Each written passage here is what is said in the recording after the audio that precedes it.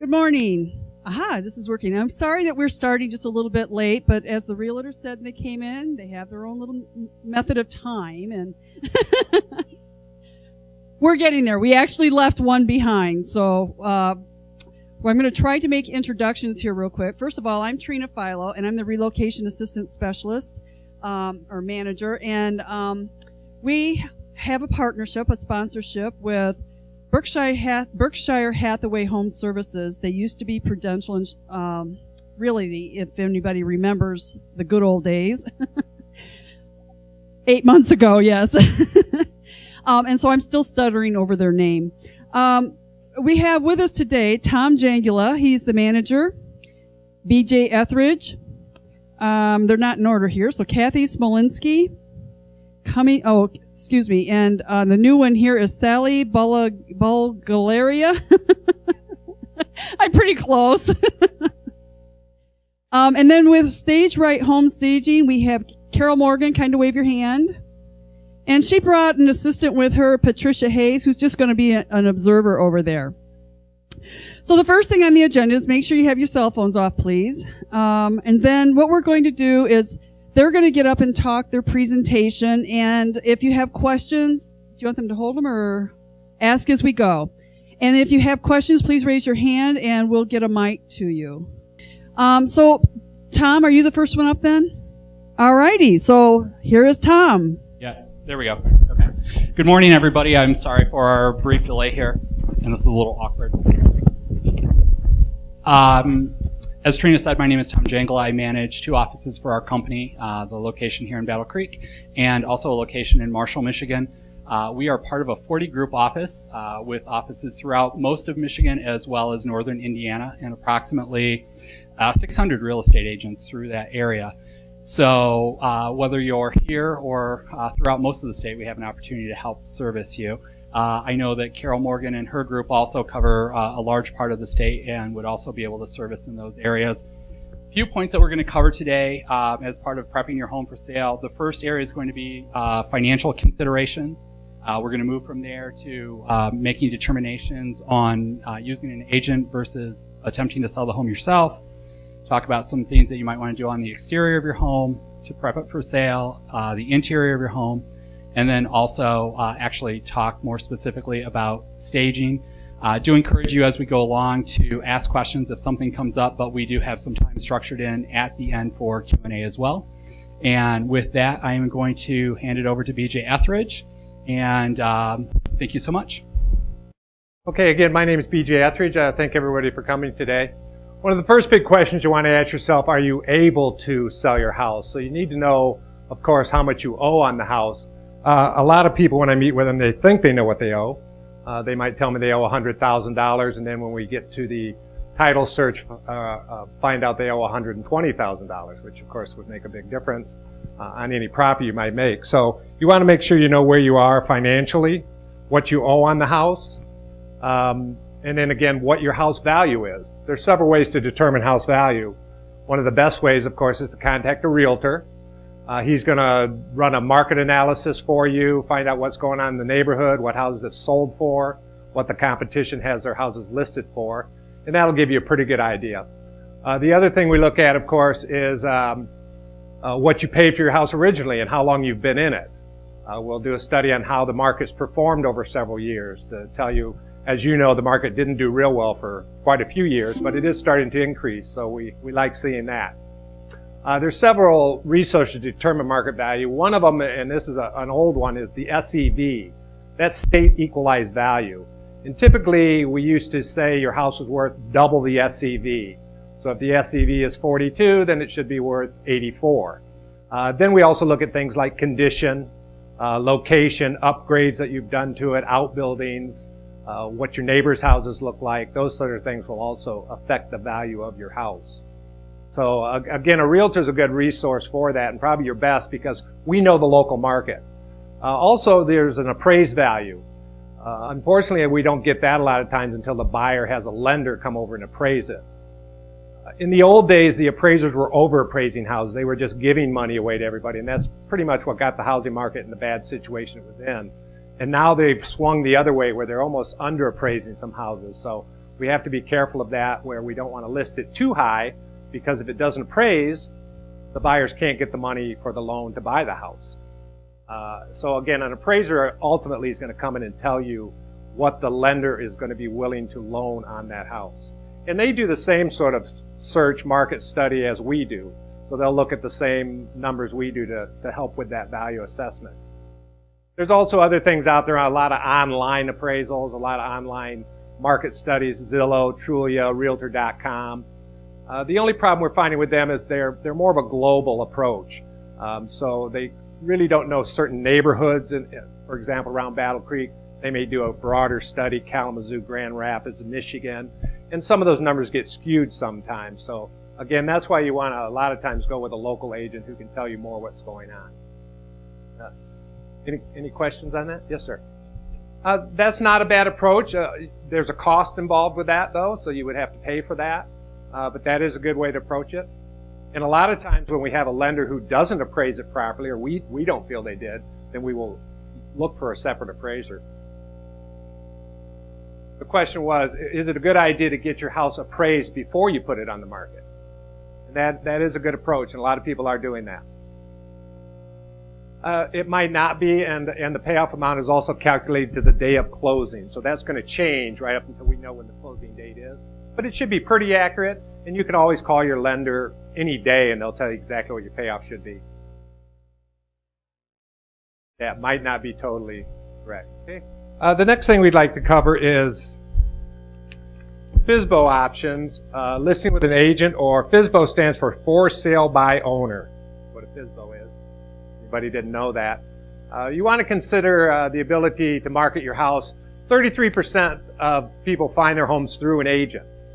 Another 43% find it through the internet, and I think that might be a little low these days. I think more and more people are going to the internet. So if you have your house listed with an agent like, for example, Berkshire Hathaway Home Services, you're on over 1,100 websites, so people are going to find your house. There are some FSBO websites, but again, if they're not looking at that website, they probably won't find your house. Also, we get the quality of your presentation is important. Pictures on the internet.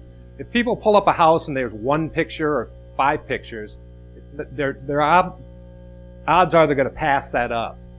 We're allowed 24 pictures in our local MLS, and Berkshire Hathaway Home Services posts 24 pictures. And we have a professional photographer that just makes the house look fantastic.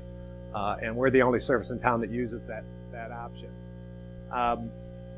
Sites used for exposure, I just mentioned that. We're on over 1,100 sites, and you want maximum exposure because everybody's searching all over the place. 9 out of 10 FSBOs end up with an agent. So again, it's a frustrating thing. We also notice that most FSBOs are overpriced, probably up to 20%. So if you really don't know what's going on, if you haven't discussed it with an agent, everybody prices their house based on emotion. You love that house, you raised your kids in that house, you put that granite countertop in, and you think all of that has value, and it might not. So again, the market study, the value is what the market will bear, what a buyer's willing to pay. So it's important to price your house properly, and again, an agent can assist you with that. Agents assist home sales average 23% more selling and for a higher price. So it is important to get it priced right. We can also assist you with the paperwork. Most people don't realize the cost of selling a house. I tell most people it costs about 10% to sell your house. It's a little less than that. It's maybe 9.25%, but 10% is easier math. So you figure your realtor fees, 6-7%. There's a transfer tax. There's title insurance. There's a few title office fees. So again, that cost has to be calculated in what your pricing is. And we can help you with that. We can get you through all the title work, paperwork, the listing forms, all the legal documents. We'll do title searches for you. That's all things you don't think about if you're just putting a for sale by owner sign up there. Also, again, I mentioned the pricing. The price is important. If you don't price it right, the first 2 weeks is when you get your most activities. And then people start looking past it. So if you're overpriced, you're going to miss those buyers. So we can help with that by pricing it properly for you. And again, timing's important. I always ask my clients what's important, selling it at high price or selling it quickly. Well, of course, it's usually a combination of both. So if you price it right, it will sell quickly. Currently, my problem is things are selling too quickly. 4, 5, 6, 7 days after I list it. So I tell people when I list a house, are you ready to move? And boom, it's sold, and oh, we've got nowhere to go. So if it's priced properly, it's going to sell quickly in this market right now. Inventory is extremely low. And then we can assist you with financing and the whole process of financing. We work with Kellogg's Community Credit Union in our office, but we also have very good relationships with about every lender in town. Yes, I'm doing a VA loan right now. Of course, VA loans means we're dealing with the government, so they're a little more lengthy. They a few more hoops to jump through. The inspection process is a little more detailed. And it depends on the amount of money available in that program. Is there a certain time of year that's best to sell your house in, season-wise? Everybody thinks that, the spring's the best time. The problem with that is you also have more competition in the spring because everybody's doing that. I find January 1st people start buying. You might get a little lull through Christmas, but first of the year, New Year's resolution, boy, we're going to go out there and get that house this year. And I've been busy since January. I sell a third of my houses in the winter. Yeah, obviously, if there's going to be more houses on the market, then that's more competition for you. And we have heard that there's some jobs moving. I don't think it's the panic people fear it is. That's just a shift of a department. I see they're going to bring in more research and development people. But there will be more houses on the market. And those typically are a little higher priced houses because those are executive positions or administrative positions, a lot of them. And a lot of the Kellogg's people live in Portage. So it's not so much the local market. Going back to your statement about timing, we just broke ground on our house to build, and so we will be selling our house. And my husband and I actually disagree. I said, we need to get this house in the market by the end of the summer. And he said, no, if it's priced right, it can sell. And because we'll be moving in the end of December, beginning of January. Yep. So what you're telling me is my husband's right? I would never say that because I've been married 38 years and my wife's always right. But again, it's a combination. It's a balancing act. You kind of have to look at that. It can take 6 months to a year to build a house. There could be some delays, but also the sooner you get it out there, the more chance you're going to find that ideal buyer. And you can always delay closing, or you can put in the statement that, possession at this time when our house is finished, or you get temporary housing. Because in your opinion, your advice would be, do we get it on the market at the end of the summer, or should we just wait? My advice right now is get it on the market now because inventory is low. We don't know what's going to happen. We can't predict. Again, let's say at the end of the summer there's 200 ex-Kellogg's employees' houses on the market. Your value's gone down and there's more competition. Right now is ideal time. Yes. So when you go look at Zillow, and Zillow kind of gives you an idea of what your house might be worth, how accurate is that? Well, again, it's not a bad way to start, but it's not going to be as accurate as we locally are because they don't know neighborhoods, they don't know school districts, they just do a broad, net that they throw out there, and they could be pulling in bank-owned homes and other things that would affect those numbers. Where after we've seen the condition of your house and the upgrades and things, we can give you a more accurate assessment of what it's worth. Might assess it higher, or would you assess it lower? I mean, 9 times out of 10, I'm just kind of getting a feel. I really couldn't tell you until I would see it, because what I always tell people is, let me come over and give you the good news and the bad news. And once I've seen it and once I've done the market study, I can tell you. Zillow may at times say it's worth more. A lot of times we're finding that they're saying it's probably worth a little bit more than it actually is. We listed our house 2 years ago. We came in second 4 times to foreclosure. Still up. The foreclosure inventory is low as well. We know there's a shadow inventory out there where a lot of the banks sort of have held some things back because they were getting bad press about foreclosing and throwing all these houses out there. So they got a little smarter. And because the inventory is low, investors are snatching up bank loans really fast. So if they're priced right, they don't stick around long. I don't know if that answers your question or not. Anybody else? Again, feel free to come up and talk to us later if you have any more questions. Okay, I'm not Kathy Smolinski. I'm Sally Bulgarelli. And it's Bulgarelli, it's in bull, so it's easy for you to remember. I'm also an agent with Berkshire Hathaway. We all work together. Kathy and I work in the same office, as you can tell by our matching apparel. We complement each other quite well. These are some sample exterior things you need to do to your home to get it ready for sale. I also have a handout here that I'll go over in a little more detail. First of all, make sure the house is power washed, if at all possible. If it's going to make the siding fall off, don't do it. That's not a good idea. But make sure it's very clean.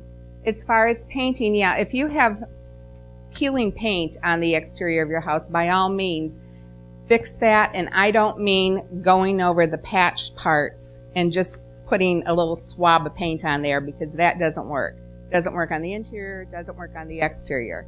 You have to at least do the whole board and, you know, just make sure there's nothing peeling. And for one reason, when there's inspections on the house, particularly if it's a VA or FHA loan, if the paint's peeling, it's going to have to be fixed.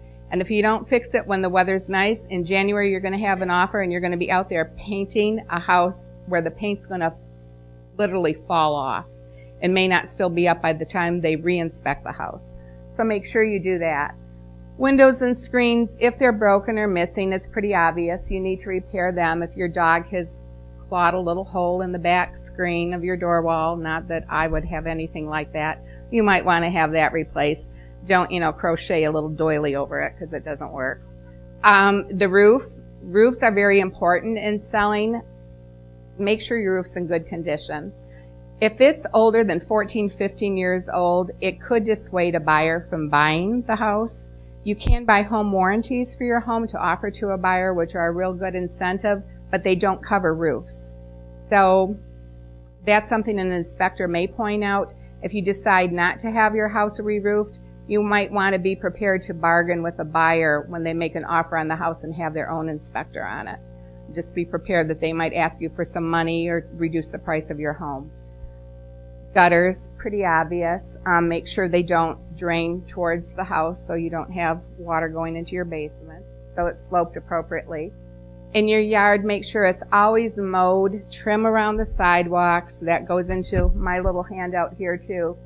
Dead or bare spots, seed them, throw some seed over them. If there's not time for the seed to grow up, put the little stakes and the little string around it so it looks like at least you're trying. And make sure your fence is in good condition. If it's falling over and if it's in really bad shape, you might be better off taking it out, but ask your listing realtor what their opinion is on it, and they'll be able to tell you. Sometimes you can buy, if it's a wooden stockade fence, you can buy 2 pieces for $25 a piece at Lowe's and Menards, put them back up. It's better than putting up a piece that's rotted or falling over. The most important thing about selling your house, I think, is the exterior, because if you can't get them inside, they can't see how wonderful your house is. You want to make sure your front door is very welcoming. It might require a coat of paint. You might want to replace it for about $200. You can get a nice steel door with a baked-on finish. Your shutters and trim, same thing. Make sure they're all at least painted. If the trim around the doors is wood and it's starting to like separate, if you can't afford to have it redone, patch it and paint it, but make sure you do a good job on it. People are very critical. People might live in a house like that right now, but if they're buying yours, they want it to be perfect. Trim your shrubs and remove overgrown foliage. You don't want anything interfering with the people going up the driveway or into any of your doors. So if you have a beautiful clematis climbing a trellis and it's spilling over onto the sidewalk, they're going to have to walk around it to circumvent it. You don't want them to do that. You want to make easy access to it. If you have some shrubs that are partially on the sidewalk, trim them back. It's all subliminal, but it makes a big difference to the buyer. Remove, on the handout sheet, I have a word that everybody I've shown this to says, what is that? Tchotchkes. If you have the singing frog or the gnomes or things like that, remove them. They may be cute, they may be adorable. I have some things on my lawn that I absolutely love. I have a big fairy that I think is beautiful concrete. I would remove it if I were listing my house for sale. You want to be neutral but appealing and welcoming, and you never know what might just strike the wrong chord with somebody coming in. You want really nice doormats at your at every doorway, but particularly your front door. You don't want one of the ones that shred, you know, the little fiber mats. The solid with the scroll work in them, those are very nice rubber. They're about $20, $25. I love doormats that say things like, ask not for whom the dog barks, it barks for thee. But you don't want one at your front door. Because if somebody doesn't like dogs, they're not going to like that to begin with. And it also, I have a house listed that hasn't had a dog in it in 9 months. And it has leashes hanging in the inside back door because it's an homage, I guess, to the dog. And people come in, and I've had 2 people say there was a dog odor in that house, and there is not. But they assume that there's going to be if they see a mat like that. So don't have something that's really cute. Don't have something that says U of M in case an MSU client comes up to the door, you know. Just saying, it does make a difference. Sometimes, yes, they can be picky, picky, picky. Make sure your porch is hosed off and swept at all times, especially in the fall. When you've got leaves coming down, they'll stick to the bottom of your shoes on the outside. Your clients are going to go in. They're going to have to take them off or they're going to traipse them through your house. We usually leave little booties by the front door. But to be honest with you, if you've got somebody with a bunch of kids, the kids are probably going to run through before they get the booties on. If it's an elderly person, they might not be able to bend over to put the booties on, so make sure that that's off the porch. Also, in this time of year, there's little bugs and birds that nest around, and they tend to, you know, kind of mess up the porches, so just make sure that they're clean. If you're doing flowers around the house and you can maintain them, make sure they're fresh. I am very opposed to fake flowers.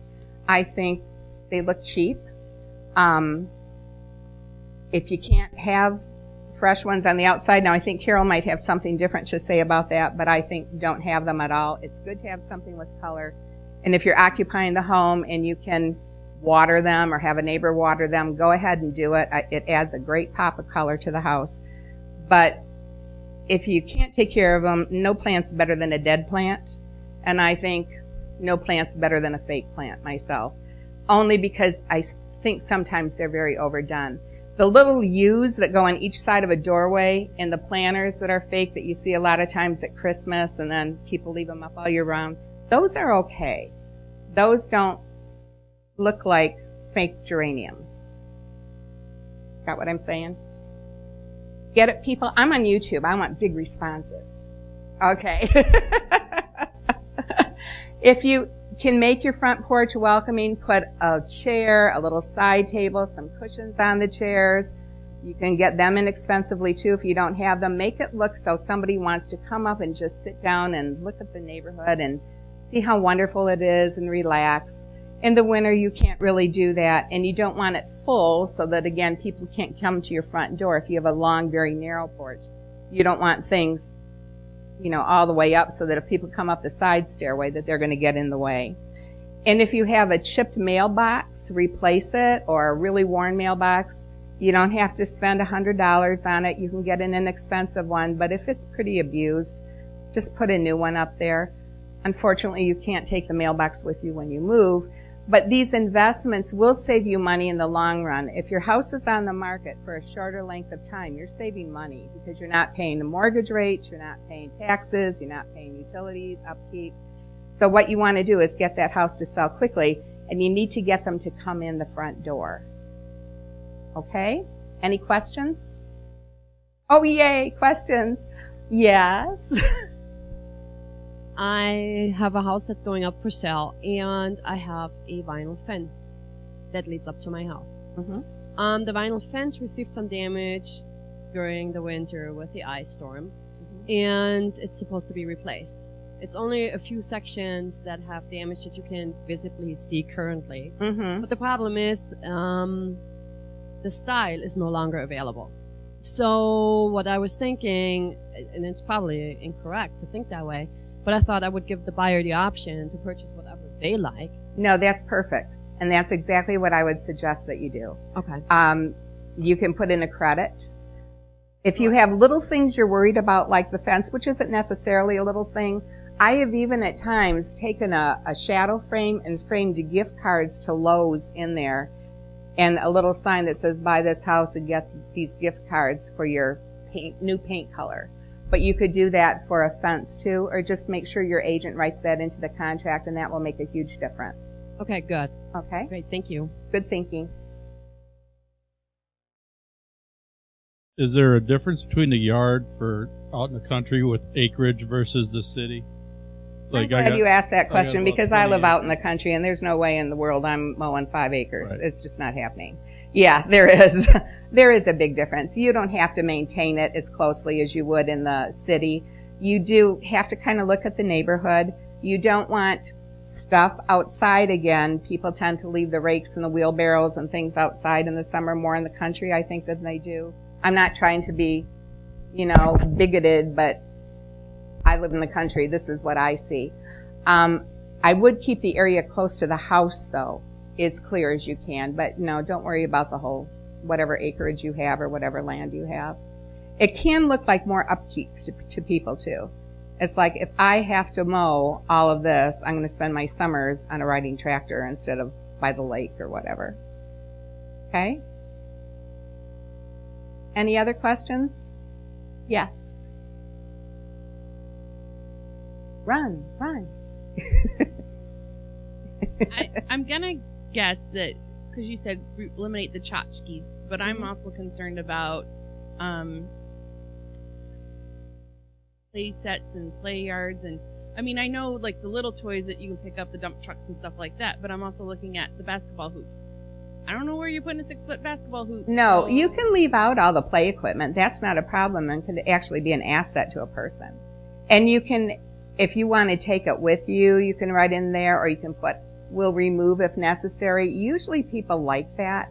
I'm not talking about the toys. I'm talking more about statuary and pink flamingos and ducks with clothes on and things like that.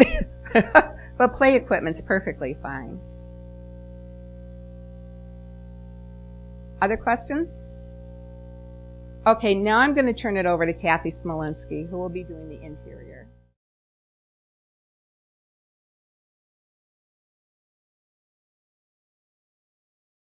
And I'm here to discuss your interior. And something that she had made reference to, which has to do with pets, which isn't on our printout here, is very important. Most of us have pets, a lot of us don't, but most of us do. And the important thing to remember, when you have pets, the odor from your pets, and we live with our pets, we sometimes don't smell that, but trust me, there are going to be buyers that come in that do not want to smell a pet or does not want to have the dander. So that's number one important thing to look at. Go to Petco, let them know that you have a pet and you'd like to take care of that odor because you're putting the house on the market. They've got all kinds of great, things that you can utilize. First of all, we're going to talk about decluttering your house. And I would recommend take each room at a time, because if you've lived there for many, many years, as most people have, you probably accumulated a lot of stuff. So it's important to declutter. And I think Carol will give you some good advice on rule of thumb as to, how much to take off of your counters and so forth. But we as agents can give you some really good advice to get you going, okay? And like I say, take every room at a time and just send it to Goodwill or whatever, or rent a storage unit. I've had clients rent storage unit just to declutter and get rid of stuff. You want to make that house look as large as you possibly can and spacious. Okay? Closets, again, you remove the excess in closets, organize them, make them look nice and sharp, because people are going to snoop in your closets. There's no getting around that. Basements are very, very important. I think basements play a huge part on selling your home. So you want to really make sure your basement is clean and tidy. And if the basement floor needs to be painted, those are things. And especially if you've had any kind of water issues at times, get yourself some stuff to take care of that. As far as the walls, they've got stuff at Lowe's that you can, it's called dry lock. If you've had problems in the past, pick up some dry lock, paint, And then outside, touching on what Sally was talking about, the exterior, it's important to take care of that problem if you did have a water issue. And that's bring that soil up against your foundation, and also be sure to extend those gutters out. So when you go to inside, get it all set up and painted, that it's going to be taken care of, and you're not going to have more constant problems interior-wise in your basement. Okay? And just like your furnace, wipe everything down. And I mean, you know, the cleaner, the more tidy it is, the nicer it's going to show, obviously. Okay? If you have any maintenance issues at all, it's wise to have them checked out. I always advise my sellers to, if they think their furnace is on its last leg, you know, have it checked out. Be proactive. I mean, if you wait, you know, the home inspector's going to find it. He's going to point it out, and then that other agent's going to ask for a new furnace. So it's good to kind of have your ducks in a row if you've got someone that can look at those things, your roof, you know, those kinds of things, your big ticket items, your roof, your furnace, and your electrical is your big ticket items, okay? So especially electric on the inside, you know, make sure your electrical is all up to par for your own safety, okay? And, you know, there's going to be spaces in your home. I know a lot of people have spaces that you can't get to because they've got so much stuff in front of that door. They've never used the upstairs. You know, get that cleared out so people can see your whole home, okay? And when we're talking about painting, remodeling, we as agents can give you some great advice. We're not people like our next gal that's going to come up and talk who can really give you some great advice on that. But we do know enough as far as agents go where we can give you some good guidance, okay? Like, yeah, I would recommend you do this and this. And, of course, we would recommend Carol Morgan to come in, and if you wanted to stage your home a little more professionally, she'd be the gal to do it. But we do have some great ideas, and we can surely guide you as far as placement of your furniture, things like that. You'd be amazed. I've helped clients, you know, actually move furniture. We'd be moving furniture, but guess what? We would have it set so it appeared larger and it looked lovely. And not that the way it was set was bad. It was comfortable for the seller, but we want to stage it to sell. So, any questions I can answer for you?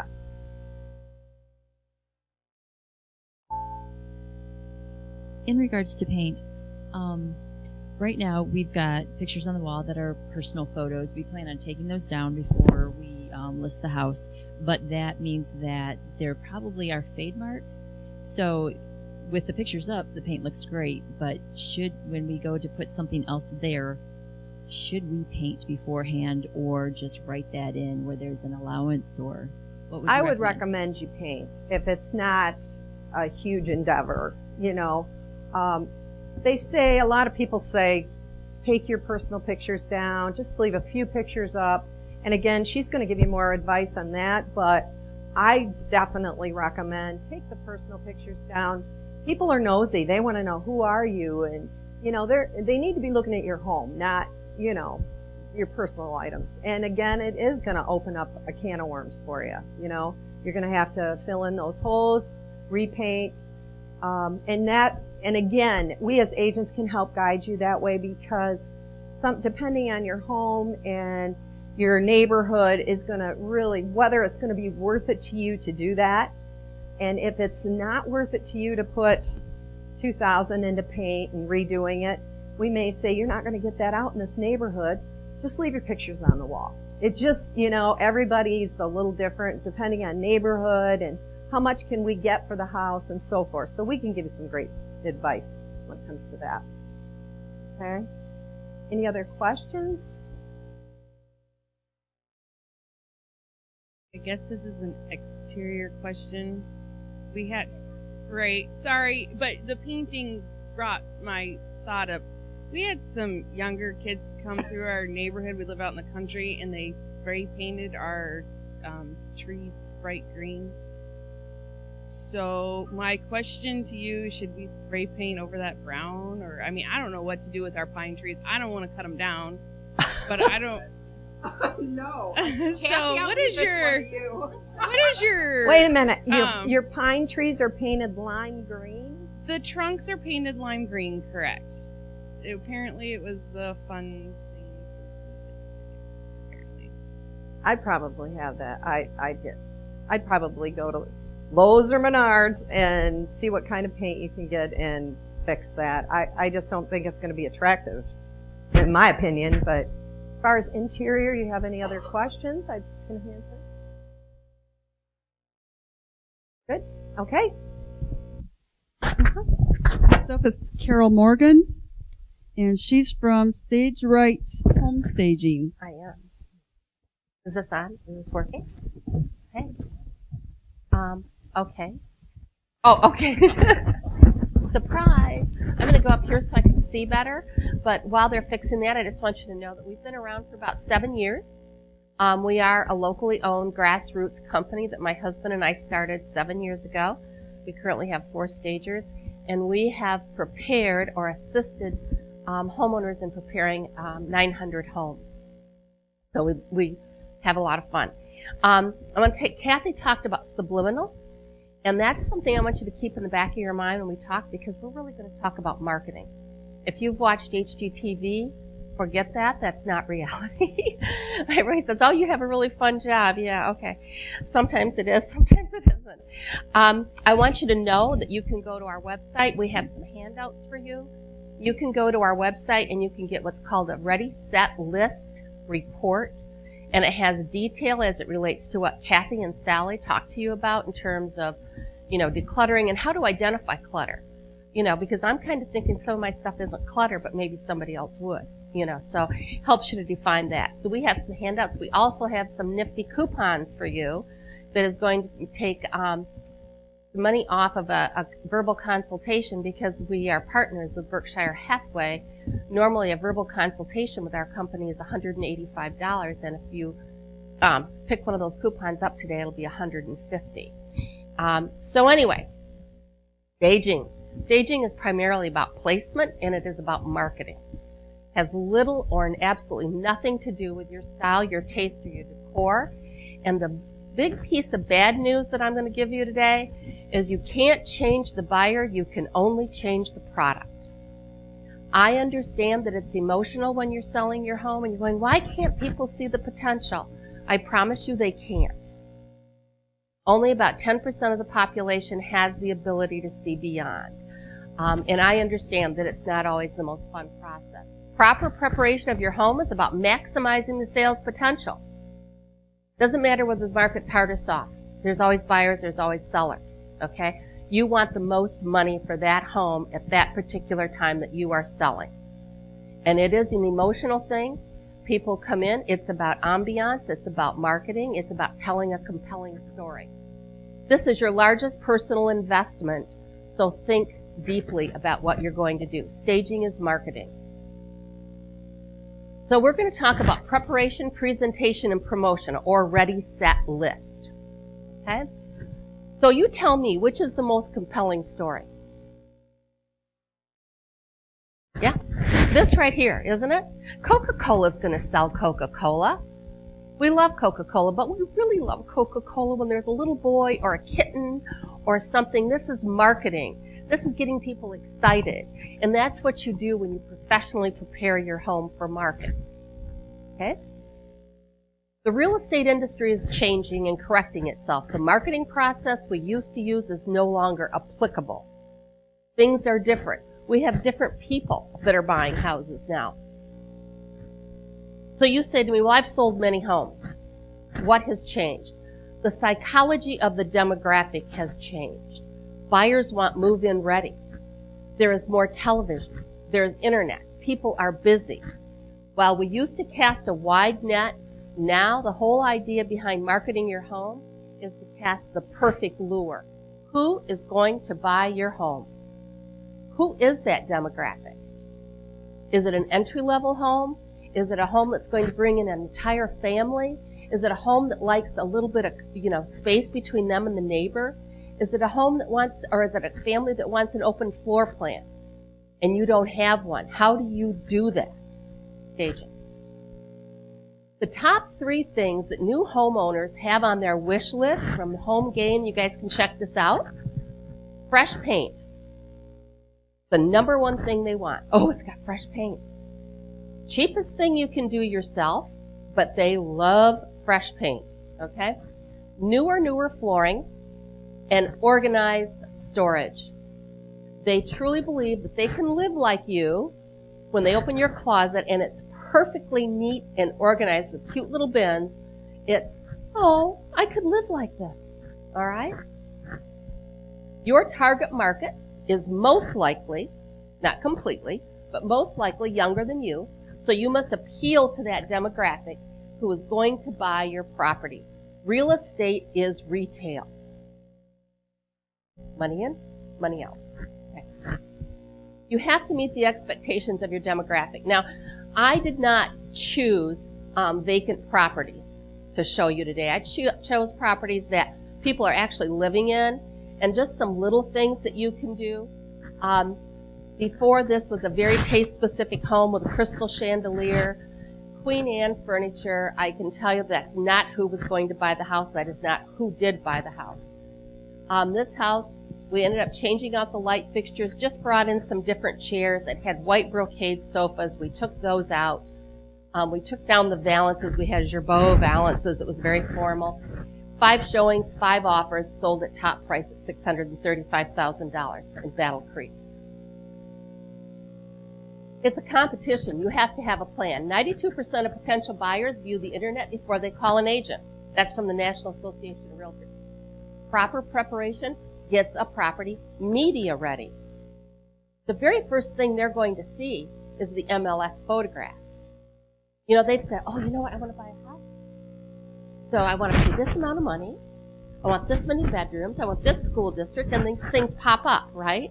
And then you go through and you go, oh, that's cute. Or, oh, I don't like that. You want them to go, oh, I've got to see this house. This house right here, we just finished this up. There wasn't a lot wrong with the house, okay? It was all very expensive things. This is an expensive home. We just cleaned it up a little bit. It's about the space. It's not about the collection of stuff that people have used. Go ahead. Preparation. Edit the amount of furniture you have. You are selling space. Clean, clean, clean. I call it mother-in-law worthy. Okay, if your mother-in-law was going to come over and do the house inspection, how clean would it be? Lighten and brighten. Open the drapes. Get the blinds up. Take those heavy valances off. You want to open it up. You want people to be able to breathe. No repairs. Caulk the tub. It's simple. Just caulk it. Listen, nice little bead of caulk, okay? Little things, little chips. Go around your baseboard. All those little chips of paint, just touch them up, okay? It looks fresh. Upgrade where you need to. Finishes are important to your buyer, and you have to compete with new construction in some cases. Remove visual clutter. Curb appeal. Don't forget the mailbox. It's the very first thing Sally talked about it. You know, it's listing after this winter, and it looks a little sad and a little tired. Let's get it perky, okay? Spray paint is your friend. Spray paint it if you have to. Garages and basements are important too. I had somebody that had a 3-car garage that you couldn't drive into it. They said, Carol, it's the garage. I said, are you selling it with a house? Because it's the same rules are applicable. Okay? Return on investment. I'm not going to go through all of this with you right now because I know we're on a little bit of a time crunch. I just want you to know, actually updates to the kitchen is now up to about 80% return on investment. Bathrooms 100%, replacing the carpet 100%, painting is 100%, painting the interior 180% return on investment. And can you put a dollar figure on the marketability? Can you put a dollar figure on being able to move ahead with your life? And getting rid of that carrying cost and move on and get that home of your dreams or that new location. That's a perceived value as well. Presentation. You've got one shot. You don't get them back through if they're not excited the first time around, okay? So you've got one shot. And you only have got 6 seconds to do that. Remember, the first place they visit is the MLS, and that's their wish book. Your first impression starts there. Placement is the most important piece of the editing process. No furniture backs to the entrance. Do not block windows. Accent the features. Fireplace view, open floor plan. Closet, half full. Make sure the guest closet has nothing on the floor. There's no vacuum cleaner in it. Nothing on the top shelves. Nice wooden hangers. The rest is wonderful from there on out. Storage should be neat and the furthest point from point of entry as possible. It's okay to have storage. People have storage. We have to live our lives. But when I walk down the basement, it shouldn't be right at the base of the steps. It should be at the farthest point of the room. That will pull people all the way through. Remember, the eye looks for a place to rest. The brain will tell it what to do next. I have people say, let's put the house on the market, and if it doesn't sell in a few months, we will think about some of these things that you said, Carol. How do you get them back in? They've already looked on the MLS. They didn't come the first time. Well, my agent's not showing my house. They'd have to be crazy not to show your house. Nobody wants to look at it right now. So we have to put the people in a position where they call BJ or Kathy or Sally and say, hey, I just saw this house on the MLS and I have got to see that house. They want to buy your house.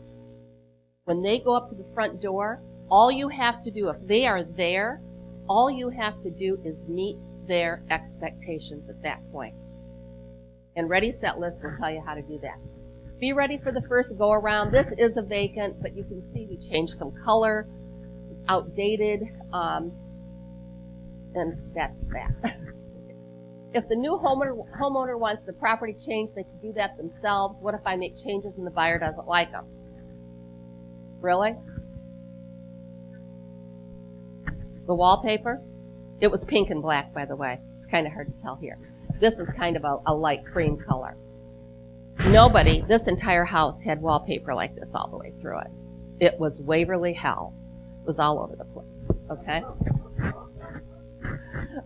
Okay. And they're not going to make those changes themselves. That's a lot of work for a family home with 3 kids playing soccer. Okay? I have a designer home. My friends love it and say I have a knack. I worked hard to decorate my home. Yes, you did. And we all appreciate that, and we love it. But right now we're marketing space. We're not marketing your style or your taste or your decor. Okay, we have to get past that. Once you've made that emotional step away from the house and say it's a commodity, then we can move forward with marketing your home. This particular house is across the street from Lake Michigan.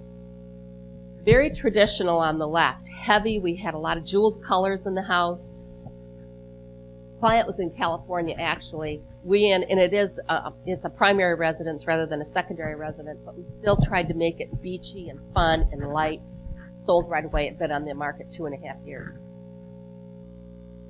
Preparation staging is no longer an option. It's a mandatory tool that helps maximize the sales potential. Your home is beautiful. Personal items, personal decorating is a distraction. Staging will minimize that possibility so that your property is the center of attention, not your style. Property is a commodity. Preparation may also include minor cosmetic updates, neutral but attractive in nature, that make the product motivating. Oftentimes, a price reduction isn't going to be near as evoking or motivating as a change in fixture, or as a change in placement, or as a change in paint color. People aren't talking $10,000 when they're talking about, the bright purple bathroom. They just can't get past that, or the deer head on the wall. And this is the key. A buyer will pay top dollar for their dream home. They will not pay to fix it up. In this market, buyers look until they find something just right, or they keep on looking. Don't give the potential buyer an excuse to not buy your property because there's work to do. If they can nestle in, if everything is palatable for them, they can make a few changes, but we have to get them in the door and get them to settle in. Okay, they have to love it, and they have to love the view or the yard or the neighborhood. And we can't have anything distracting from that. Properly staged homes spend 78% less time on market, thus reducing your carrying costs. That's from home gain. Vacant properties sell on an average for 15% less. Staging allows you to retain 5 to 20% more home equity of the National Association of Realtors. This is not Carol Morgan's stat. Only 10% of the population has vision. Okay. Promotion. Magazine quality photographs. I think BJ brought it up. You know, this is about designer. This is about design magazine quality photographs. You want people to look on that MLS and go, oh. And you guys may disagree with me, but I don't think anybody's ever purchased a home because we had a really nice picture of an electrical panel. So let's use those pictures, those photographs for all the amenities and the beauty of the home. And they have a tremendous photography staff that they use on their photographs, and it's all professionally done. So this was professionally done as well. So you guys, I tried to hurry. I'm sorry. You guys have any questions, anything you want to play Stump the Stager, we can do that. I can dance. I danced when I was younger. Yes. I was kind of surprised to see the statistic that vacant homes take longer to sell, because it almost seems like vacant would be like they can picture their own stuff there, and that's not necessarily true. 90% of the people we have to help. We stage a lot of investment properties, which are typically vacant. And what we do is we go in and we just try to sell the space. We don't try to make them look like a model home or like someone lives there. But I'll tell you, vacant properties, actually the rooms look smaller. You know, we also have to help people understand what the spaces are for, which it should be evident. But I just had one the other day that I'll tell you, it was a little tricky on the family room eating area, the way it was lined up. And until we got a table in there, and actually we ended up angling the table, it didn't make sense until we angled the table. And so people would have gone in and said, how do we use this? I've had tons of new construction where the properties haven't sold, and I've taken a look at it, and the segue and the eating area are just, maybe it's just a little bit of a design flaw. So we figured out what we need to put there so people can see the use of the space and feel the flow of the house. So vacant properties are tough to sell. What else? No other? Yes. What if you took a smaller bedroom and turned that into your closet? Not a permanent closet, but like with movable racks and so on and so forth. Not good, huh? Need to take this all out and... No, bedrooms have a lot of value. Okay, bedrooms have a lot of value. If I would have to look at the house, but let's say it's a 6-bedroom house, maybe you could get away with it, but I would probably confer with the agent as well. How are we going to market this home? I do not recommend turning that 3rd bedroom or even that 4th bedroom into an office. People think if you stage it as an office, unless it's really an office, that it's too small to be a bedroom. And so if they need a 4-bedroom home, it better look like a 4-bedroom home. So present it as it is, because you're asking people that don't have imagination to figure out what you meant when you staged it as a closet. Okay? That it's really a bedroom, but we staged it, we put it as a closet. That was a really good question, yes. Kind of to piggyback on that, we've got one bedroom that is also very small, and we were going to take my daughter's crib and turn it into the full-size bed, but that would dwarf the size of the room unless we were going to take out all the furniture and just leave a bed and a side table with a lamp. It would have no dresser, or should we keep it with a crib in it? But then it looks kind of like a baby's room. Well, it's the 3rd bedroom, 4th bedroom, 4th bedroom. Either or. I stage small bedrooms all the time with a crib. Bottom line is it's got to be a bedroom, or it has to be empty. It's small, so it needs to be staged. I would do a twin bed and a nightstand and a light. It's the 4th bedroom. They already love the house. That 4th bedroom, that ancillary bedroom, they're not going to say, ooh, they've got a crib in here, or ooh, they don't have a dresser in here. They already love the house. I'm not interested in selling my house, but it brings up a point about what you said about sometimes you have to alter a little bit to showcase your house. And mine, when I have a condo and the dining area, they have a huge chandelier. I say they, it's mine now, but there's a chandelier in it, but you can't put a table under it because there's no room. So what I did is I moved the rug and the table underneath the archway into the sunroom. It actually works and it looks good, except I've got this sore thumb of a chandelier hanging in a bad place. I talked to an electrician about moving it into the archway, but it's so big it won't work because it won't reach down. And it's a beautiful, beautiful piece. I don't really want to get rid of it. What would you recommend if I was to sell it to do with that? Well, I think you're going to struggle with people having a table in an archway. You know, I can't tell you how many houses that you have a hard time putting the table in because the chandelier isn't where it should be for that. What I recommend, and without seeing it, I'm sorry, it's really, really hard for me, but there's also the option of swagging that lamp. And we looked at that option too. Look at it, getting more chain on it and swagging it. Yeah, it's too big. It's great because I have really high ceilings, but you put it in that archway, it sits like almost on the table. Yeah. I don't know. It's almost like we'd have to remove it and put something completely different in. Maybe. If you want to send me a snapshot of it, you know, I'll do that one thing complimentary for you. If you'd like to send me on your iPhone, you can pick up my information over here at the table and just send that to me. Just tell me, just remind me who you are. Thank you. Does anybody else have any questions? All right. Well, I would like to say thank you for attending. I'd also like to remind you, struggled to put my glasses on, that this is going to be on Facebook, so be sure to go back and watch. If you have any questions that come out of this, we do have the contacts for you. And I'd also like to remind you that we have 2 more sessions coming up. One is foreclosures. It's on the 23rd of July.